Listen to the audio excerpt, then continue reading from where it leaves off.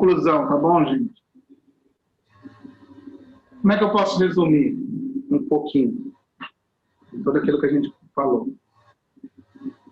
O Grupo Testemunho de Jeová é um grupo bem organizado, bem estruturado, que coloca toda a sua confiança naquilo que é denominado como o corpo governante, o escravo fiel, o escravo discreto. Eles manipulam os fatos, né? Eles enganam seus adeptos, escondendo fatos, manipulando fatos, se contradizendo, uma hora afirmando uma coisa, uma hora negando aquilo que foi afirmado. Eles negam que Jesus seja Deus de uma forma plena. Eles negam que o Espírito Santo seja uma pessoa real, que nos toca, que nos muda, que nos transforma, que nos cura, que nos liberta. Eles acreditam que Satanás é uma pessoa real. Eles acreditam que todas as demais versões bíblicas estão corrompidas e que somente o texto da tradução Novo Mundo é o texto fiel. Eles não acreditam no inferno de condenação eterna, ou seja, eles não acreditam na condenação eterna. Eles acreditam que morreu, foi fiel a Jeová, vai ressuscitar e vai viver no novo mundo. E se você não foi fiel a Jeová, você vai desaparecer. Simples assim. Não tem condenação. Então, independente se você for rebelde, pecador, não importa o que seja, basta não ser fiel a Jeová, você só não vai ressuscitar. Você vai continuar a não existir mais. Ou seja, não tem problema algum. O sacrifício de Jesus foi em vão, nova vida, novo coração, nova criação para o novo mundo que virá, é isso que nada vale.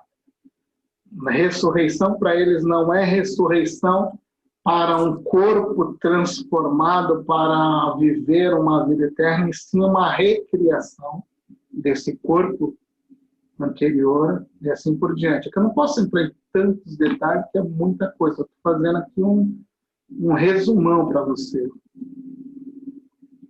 Veja só, quando o Testemunho de Jeová, eu vou deixar esse conselho para você. Esse é um conselho e às vezes eu vejo muitas pessoas se gabarem disso.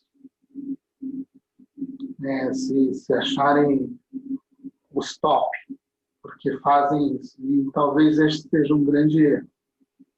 Quando os Testemunhos de Jeová ou as Testemunhas de Jeová se aproximam da casa dos cristãos, é uma oportunidade para você colocar em prática tudo aquilo que você aprendeu nessa noite um pouquinho. É muito fácil você dizer, como a maioria dos cristãos, que esse grupo não representa uma situação bem-vinda. Você não olha para esse grupo como algo ou alguém que é bem-vindo. Você sempre olha esse grupo como alguém que não é bem-vindo, não é bem visto. Porque você se acha o cara top. Mas você tem que entender que você deve olhar para as Testemunhas de Jeová como Jesus olha para elas, como alguém carente de salvação, como alguém carente que precisa nascer de novo. E muitas vezes o fato de você não conversar com uma Testemunha de Jeová, na verdade, simplesmente uma desculpa por você não estar preparado, por você não conhecer as doutrinas cardeais do cristianismo, por você não saber responder a questionamentos, não saber ler a Bíblia corretamente. Então, muitas vezes, nós corremos das Testemunhas de Jeová, não porque não entendemos que elas precisam de salvação, mas principalmente por não termos argumento para debater com eles. Não só argumento, mas você não ter nem conhecimento próprio da doutrina a qual você crê. esse grupo, quando ele vai para a rua bater na sua casa, ele está afiado para qualquer embate com quem eles encontrarem na rua. Eles não estão lá aleatoriamente fazendo as coisas de qualquer maneira. Eles foram treinados para bater na sua casa, para te responder qualquer pergunta. Aquele livretinho que eu já mostrei, acredito que para vocês, chamado Raciocínio, a base das Escrituras, nesse livretinho, depois de cada tópico, existe pergunta e resposta que possivelmente serão feitas. Então, eles treinam aquilo ali tudo. Aquilo está na ponta da língua. Aí eu pergunto para você, como é que está o teu estudo bíblico? Como é que está o teu aprendizado? Como é que tu tem feito isso? Tu tem se aprofundado nas questões doutrinárias, nas questões do cristianismo verdadeiro? Você tem lido uma teologia sistemática? Você tem procurado aprender a entender o texto da forma correta? Então, são coisas para se perguntar. Ser cristão também envolve evangelizar esses grupos. Ser cristão não é só simplesmente irmos a uma igreja, domingo após domingo. Ser cristão também é evangelizar pessoas como testemunhas de Jeová. Não simplesmente negar a elas a sua fé. Não entrar no próximo bloco aqui, ó. Você não deve entrar com um espírito de luta, de discussão, para provar que você sabe muito. Né? Você deve entrar com um espírito de amor, com um espírito de Cristo. Humildade. Então você deve orar, você deve permitir que o Espírito Santo guie você nessa discussão. Você deve verificar os versos bíblicos, você deve, à medida em que eles vão sendo citados, você deve se assegurar que houve um entendimento claro, não é simplesmente ir saltando de verso para verso, sem ter uma compreensão. Então, quando você estiver conversando com a Testemunha de Jeová, tem que ficar claro aquilo que vocês estão conversando, sobre o que vocês estão conversando, se há um entendimento sobre aquele verso, e não simplesmente ficar derramando versos, derramando palavras para mostrar que você é superior, ou grande intelectual, grande pensador, aquele que vai destruir a crença. Esse não é o Espírito de Cristo. O Espírito de Cristo é aquele que envolve salvação. Continue esperando a oportunidade para compartilhar. Então, ore por isso. Vê uma Testemunha de Jeová, se tiver a oportunidade, não estou falando que você deve caçar Testemunha de Jeová agora na rua, e mostrar para ela que está errado, que está certo. Não é isso. Eu estou falando, ore para que Deus prepare a oportunidade, receba quando elas forem na sua casa, ali na porta. Na minha casa, eles já não passam mais, gente. Desculpa. Eu até tento, mas assim, eu sempre os recebi. Eu sempre os tratei bem, eu sempre conversei, sempre. Mas de um tempo para cá, eu acho que eles foram orientados a não bater mais na minha casa. E eu falo isso com tristeza, não é com alegria, não, porque era uma oportunidade por várias vezes de eu testemunhar minha fé em Cristo para eles, deixá-los plantar no coração deles a semente da dúvida. Então, eu já consegui fazer isso várias vezes, deixar eles em dúvida sobre aquilo que criam. E, assim, até de casos de ancião que estavam coordenando aquele grupo de rua, pedirem para o pessoal saísse fora. Então, isso não falo com ar de orgulho nem como um mérito, mas eu falo com o amor de Cristo, que são pessoas que precisam escutar o Evangelho. E o pastor Ignaldo, ele escreveu um livro que essa é uma seara que foi abandonada, ela foi esquecida. A igreja não se preocupa com esses grupos sectários, não se preocupa em evangelizar católicos, não se preocupa em evangelizar espíritas, não se preocupa em evangelizar Testemunha de Jeová, e qualquer outro grupo sectário. Então a igreja não se preocupa mais com isso, ela acha que você deve respeitar e está tudo bem. entendendo que aquela alma ela está também condenada ao inferno. Que aquele velho jargão de que todos os caminhos levam a Deus, isso é uma falácia, isso é um engano.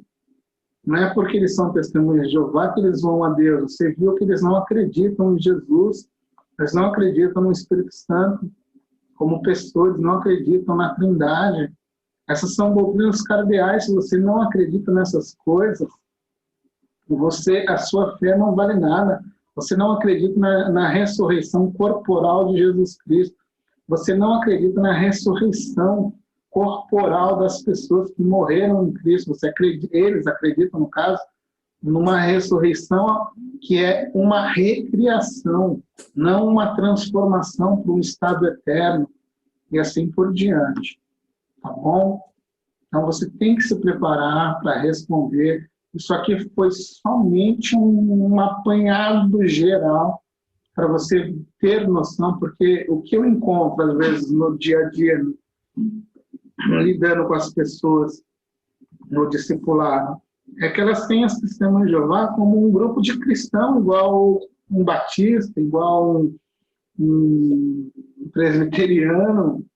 Elas colocam as testemunhas de Jeová no mesmo patamar de qualquer outro grupo cristão. E não é, gente. Eles não são um grupo de cristãos. Não é. Entendeu? Elas tentam nivelar no mesmo patamar desse grupo. Tá? Tá mais para uma seita, né? Tá mais não, ela é uma seita. É uma seita. Ó, eu deixei aqui nos últimos slides, você tem aí uma bibliografia que eu consultei, tá? Para fazer esse material, que você também, se quiser, você pode adquirir com o passar do tempo para você ir se aprimorando, tá bom? Então, todos esses homens aqui dentro, existem especialistas, nessa bibliografia existem especialistas que trabalham só com o conteúdo da Testemunha de Jeová. No caso, por exemplo, Ezequias Soares. Você tem aqui também o Aldo de Menezes, que ele é uma ex-testemunha de Jeová. Ele, por anos, passou ensinando tudo aquilo que existia, ou tudo aquilo que era crença entre os testemunhos de Jeová, até que um dia ele percebeu os conflitos, foi questionar, e ele teve que abandonar a fé, e nasceu de novo. Então ele escreve um livro, ele tem um livro só sobre isso, então ele está aí. Você também tem um outro ator que explica por que você deve acreditar na Trindade. Esse livro ele foi uma resposta ao livreto, ou aquela brochura das Testemunhas de Jeová chamada Deve-se Crer na Trindade. E assim por diante. Então você tem bastante material aí, se quiser comprar, se quiser aprender mais, tem alguns vídeos na internet, depois eu posso compartilhar com vocês, tá bom? Mas é mais ou menos isso aí, gente. O resumão está aí, eu vou enviar para você logo mais esse slide lá no grupo, tá bom? Ok. E vamos abrir. Fabinho, você queria falar algo? Fabinho, Wagner. Fábio. Pode ser, irmãos. Fala, Fábio. Estava jantando, né? Nada, estava conectando aqui. Então, a pergunta seria sobre a recriação. Se eles não acreditam em ressurreição, como que eles acreditam nessa nova vida, do novo mundo? Como seria isso? Eles vão falar, Fabinho, que essa ressurreição não é de fato uma ressurreição, é uma recriação. É Deus reconstruir novamente o teu corpo. O corpo que você foi sepultado é o mesmo que vai voltar para viver nesse mundo. Agora, quer dizer, para viver no novo mundo. Mas nesse mesmo patamar que existe aqui. Só que agora sem os infiéis. Só que agora só o povo de Jeová vivendo nessa terra. Então a ideia é, eles têm um verso que eles usam lá do livro de Salmo, que os justos herdarão a terra. Então essa ressurreição não é transformação de um corpo para um estado eterno e um plano eterno. É uma ressurreição, ou na linguagem deles, é a recriação deste corpo que foi levado à sepultura. Então, Deus recria este corpo para que este ser humano continue a viver neste novo mundo, aqui na Terra. Lembra lá no quadro que eu falei sobre as duas classes de testemunhas? Existe um grupo de testemunhas que vai ficar no céu. Esse é o grupo que nasceu de novo. E existe o grupo de testemunha que vai ficar na Terra. Esse é o grupo dos fiéis que vão ser recriados. Então, essa é a ideia de ressurreição que eles falam. Essa ressurreição, por exemplo, de Jesus, para eles não existiu. Existiu a ressurreição corporal. A ressurreição espiritual, não a ressurreição corporal. Então, Jesus ressuscitou em um espírito, como um espírito. E foi passando para outros corpos, se manifestando.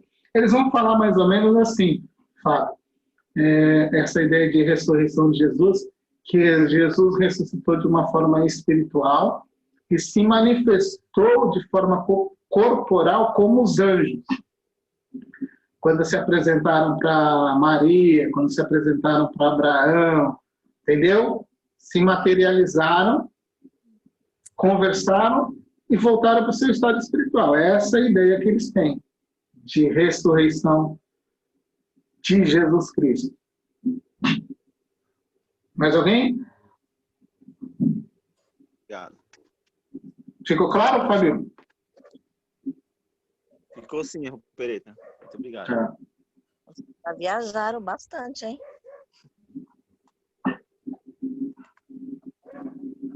Nossa, essa aula foi top demais, gente. Muito boa.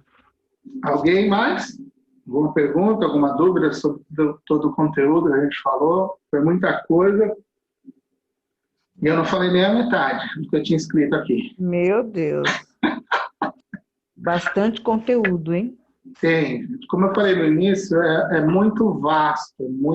É um mundo muito vasto. E, por exemplo, se você pegar o livro do Ezequias Soares aí, ele tem 2 livros escritos. Um com mais de 300 páginas. Ele tem um outro, e ele aborda todos os pontos. Por exemplo, nós não falamos sobre aniversário, são coisas mais bobas, mas, por exemplo, a Testemunha de Jeová não acredita, ela não celebra aniversário, ela não faz transfusão de sangue e assim por diante. Esses temas a gente nem abordou, porque já vimos algo assim, bem de longe em aulas passadas. Mas é muita coisa, gente, é muita coisa.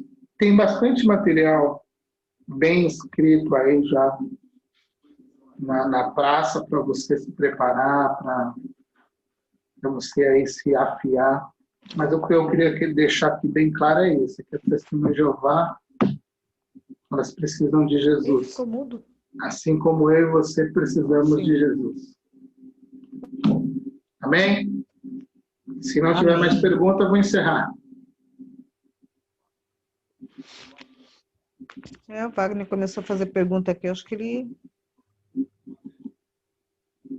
Wagner. O pessoal está quietinho. Wagner, acho que todo mundo calado. Wagner partiu. Délia.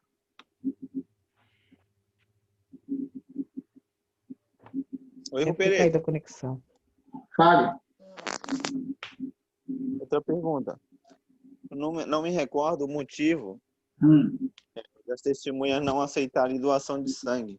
Qual que é o texto básico que eles utilizam para... É um texto, eles alegam, Fábio, que o sangue é a vida. É um texto que está lá em Levítico. E como eles acham que o sangue, né, é vida, essa vida ela não pode ser transmitida para outro ser humano. Entendeu? Entendi. Ou não? Entendi. É mais ou menos isso.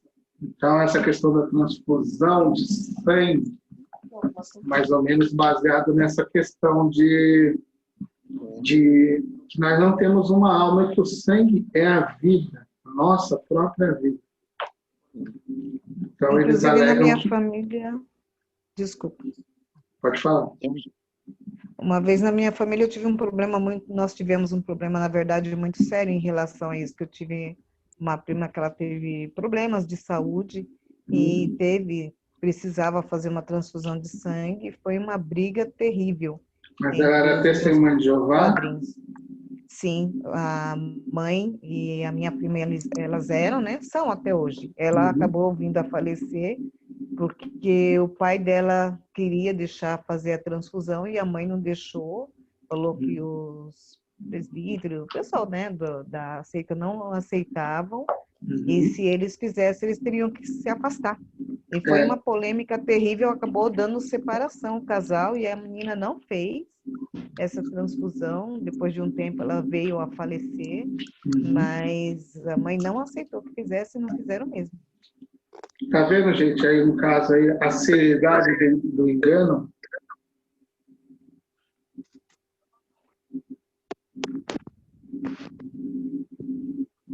Ela morreu nova, essa moça. Morreu nova, infelizmente veio a óbito, mas a mãe não deixou fazer e o casal acabaram se separando.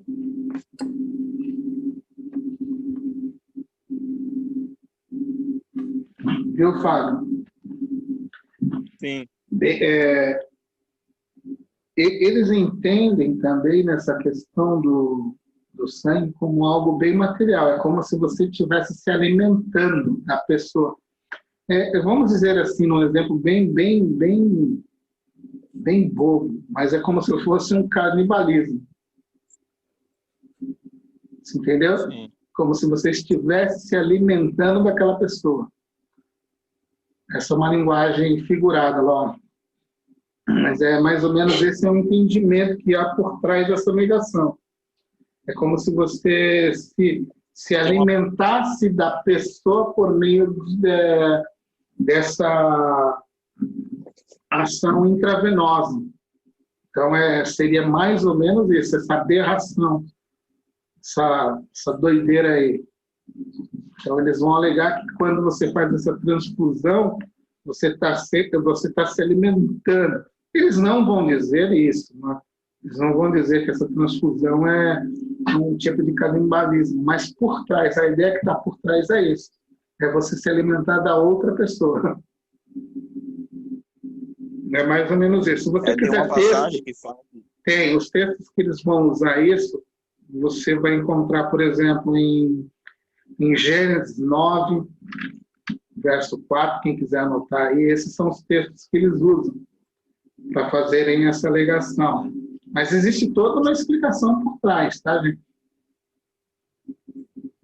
Eles vão usar todo um argumento para explicar isso aqui. Eles não acreditam que exista alma, por isso eles não acreditam no inferno. Eles não acreditam que a alma, o espírito aqui, seja algo eterno. Eles não acreditam que você e eu somos feitos com uma alma que sobrevive à morte do corpo físico. Eles não acreditam nisso. Não existe essa alma, esse espírito que sobrevive ao corpo físico, que sobreviva após a morte do corpo físico, tá bom? Então, para eles não existe essa questão de alma. Então, quando você encontra alma nesses textos que eu estou citando, Gênesis 9:4, Levítico 7, 26 e 27, Levítico 17, 10 e 16, Atos 15, 29 e 20 também. Todos esses termos ou texto, você vai encontrar uma palavrinha chamada alma aí.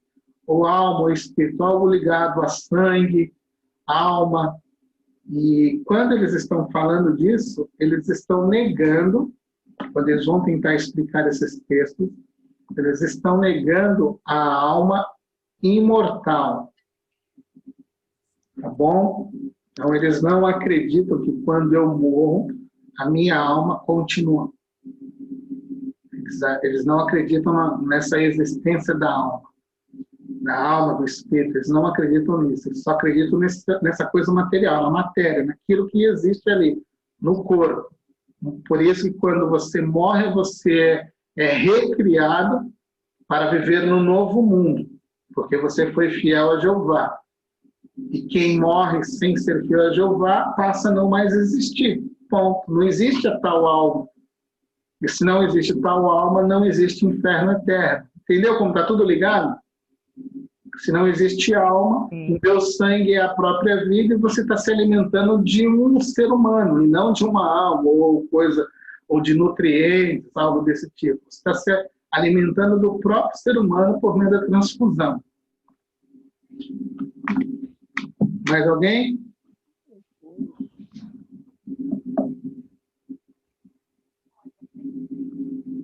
Vou encerrar, então. E a partir do que eles...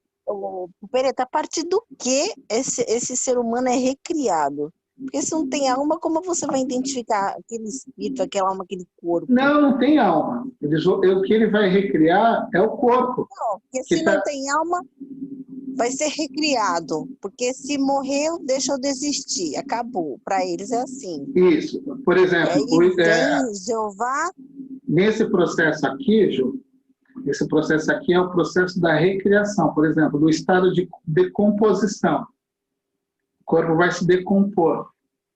Então, quando eles afirmam que o corpo vai ser recriado, ele vai ser recriado a partir dessa ideia de decomposição do corpo, não a partir da ideia de alma. Alma, para eles, não existe. Essa ideia da alma como eu e você acreditamos. Essa ideia da alma que vive, que é eterna, que se manifesta por meio desse corpo físico, essa alma não existe para eles. Uhum. O que existe é só essa matéria. Esse corpo aqui, essa matéria, sem alma. O que existe é só esse,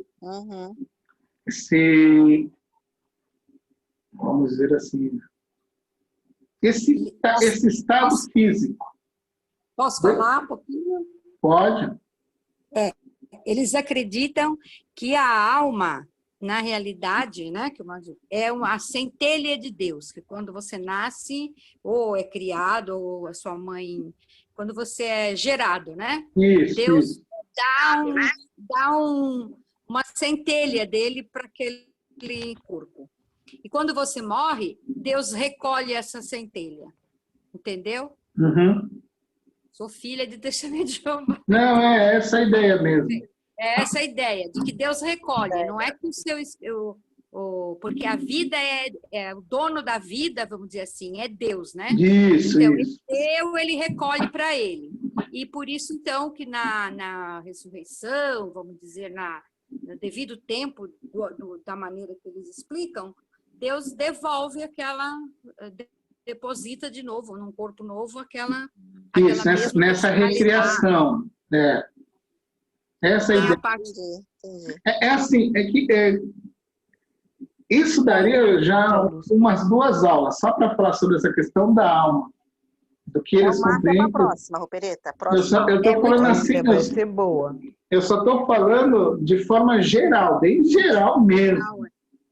Eu não estou entrando nos detalhes, porque se você for falar de cada tópico deles, por exemplo, esse da alma é extenso, porque você tem que entrar dentro de contextos literários bíblicos, idiomas hebraico, grego, para você explicar corretamente e mostrar onde está escondida a deturpação do texto, a deturpação da ideia, entendeu? Então, é necessário você entrar nos originais, analisar texto após texto, explicar os textos, para que se entenda e se ache o erro que está encoberto ali. Porque eles vão mascarar de tal forma que se você não tiver uma base, você acredita no que eles estão falando. É verdade. Entendeu? E como eu falei, eles vêm afiadinho. Eles não estão na rua aleatória ali, simplesmente passeando. Eles estudam muito, muito, muito, muito Muito, mesmo. muito, muito. Isso é verdade. Se chegar na congregação e não souber ler e escrever, ele vai aprender a ler e escrever para aprender a ler os livros, as passagens todas, provando a maneira do pensamento deles, né? E é uma irmandade muito forte, muito amiga do irmão mesmo, porque, né, eu vivi tudo isso com minha mãe doente, minha mãe no hospital, tudo. Poucos momentos a família ficava sozinha com a minha mãe. Isso é Eles verdade. estavam ali o tempo todo juntos com a gente, desde ajudando a gente dentro de casa, no lavar roupa, passar roupa, cuidar da mãe. Se eu não quisesse, vamos dizer, se eu não quisesse dar banho na minha mãe, não precisava, que eles estavam lá para dar. É isso assim, mesmo. Né? Isso mesmo. Então, eles são muito fortes, eles leem muito. Eu tenho estudos da minha mãe, aqui folhas falando sobre, tipo, perdão, para falar com uma pessoa sobre o perdão. Todos os textos, assim, que qualquer um de nós pode usar, entendeu? Uhum. Os textos sobre o perdão, o porquê do perdão. E minha mãe quase não sabia ler e escrever, mas aprendeu ali muita coisa com eles, né? Sim, E não sim. aceitou bem transfusão de sangue. Passamos por tudo isso que foi a vida toda, né? A vida toda. Agora, eles são... Então, é muito difícil você... nós não podemos chegar num testemunho de Jeová para confrontar conhecimento. Não. Não pode. Não pense assim de chegar porque você tem que estar muito bem preparado para confrontar conhecimento, porque eles dão baile na gente. Entendeu? Dão mesmo. E você chegar com amor, porque eles não conhecem Jesus. Então, a gente tem que chegar com amor, que é mais fácil você falar de Jesus com uma pessoa que não tem nenhum conhecimento bíblico do que falar do amor de Jesus para o testemunho de Jeová. Então, a gente tem que chegar com muito amor. Mas agora, como vida de irmandade, vida moral, vida das obrigações congregacionais, tudo, eles dão um baile na gente, né? Ah, não, isso aí não tem a dúvida. Uma coisa algo que eu não consigo entender neles, essa parte do perdão. Porque, nossa, teve a questão também de minha prima ter engravidado de um rapaz, tudo. Na verdade, nem prima, era uma amiga. E enquanto a mãe não colocou a menina para fora, a mãe ficou exclusa também da irmandade. Então, assim, ela escolheu, ela ficava com a filha ou ela ficava dentro do templo. E ela acabou da igreja. E ela teve que se apartar, mesmo depois ela tentou voltar, eles não aceitaram. É como se a filha tivesse suja. Foi algo assim que me chocou, nossa, demais, porque muito triste. A menina teve que ficar na rua, porque eles não aceitavam. Então, assim, contradiz muito, né? Que eles falam de um perdão que não existe. Na verdade, não existe. É difícil. Muito difícil. Quando você tiver, por exemplo, se você tiver a oportunidade, não fica tentando mostrar, como eu falei, que você é superior no conhecimento bíblico. Primeiro que você já sai errado por causa do orgulho. Já esquece. Se você manter a humildade de Jesus, exatamente, manter o foco de que por trás de toda aquela liturgia, de todo aquele conhecimento que está sendo apresentado para você, existe um coração que necessita nascer de novo, e isso só é uma obra gerada pelo Espírito Santo. Você vai depender do Espírito Santo. Você vai usar os argumentos para causar a dúvida, não para mostrar o seu intelecto. Porque quando você racha a base, então a ideia, por exemplo, é mostrar as contradições, é mostrar as profecias não cumpridas, é mostrar os erros a partir dos textos bíblicos, por exemplo, as adulterações. Se a gente trabalhar só os textos de adulteração da tradução Novo Mundo, nós temos, por exemplo, aí umas 4 aulas. Só para a gente trabalhar os textos que falam sobre Jesus, os textos que falam sobre transfusão de sangue e um monte de outra coisa. Por exemplo, vou dar um exemplo aqui. Você sabia que na tradução Novo Mundo, no Novo Testamento, eles colocam a palavra Jeová? Se você tiver um exemplar do Novo Mundo, você pode abrir lá e você vai ver lá que várias vezes no Novo Testamento vai aparecer a palavra Jeová. Jeová isso, Jeová aquilo, Jeová, Jeová, Jeová, Jeová. Mas você sabia que nenhum texto grego contém a palavra Jeová no Novo Testamento? Isso é algo que eles colocaram lá. Isso não existe no texto. Você pode pegar os mais de 25.000 textos gregos, as cópias, as versões antigas, você não vai encontrar a expressão Jeová no Novo Testamento. Não existe ela lá. Mas quando você abre a tradução Novo Mundo, está lá. Um monte, mais de 200 citações de Jeová no Novo Testamento. Não existe uma. Então, isso já mostra que eles são infiéis nesse sentido. Então, você tem que causar a dúvida, não o confronto direto, como a Adélia falou. Não bater de frente. Numa conversa informal, delicada, respeitosa, você mostra para ela não. Você caminha para que ela duvide daquilo que ela está crendo. Quando ela começa a duvidar... Na própria tradução dele, você consegue mostrar, usando a tradução deles, você mostra a presença de Jesus como Deus, né? Sim, não, sim, total. Como Filho, como único, como a Trindade, você prova dentro da própria... Gente, vai acabar. Ok. Temos 50 segundos. Vamos orar. Obrigadão, mestre. Vamos orar. Pai, graças eu te dou por esse momento, um momento longo, mas os teus filhos se mantiveram aí para buscar conhecimento e acreditamos que se continuássemos essa conversa, ainda iria se estender. Mas obrigado, porque até aqui tu nos ajudou. Nos capacita a melhorar, nos capacita a olhar os testemunhos de Jeová como pessoas carentes da graça, então pecadores como eu, que precisam da manifestação do teu poder para a transformação de vida, Pai. Verdade. É o que eu te peço, em nome de Jesus.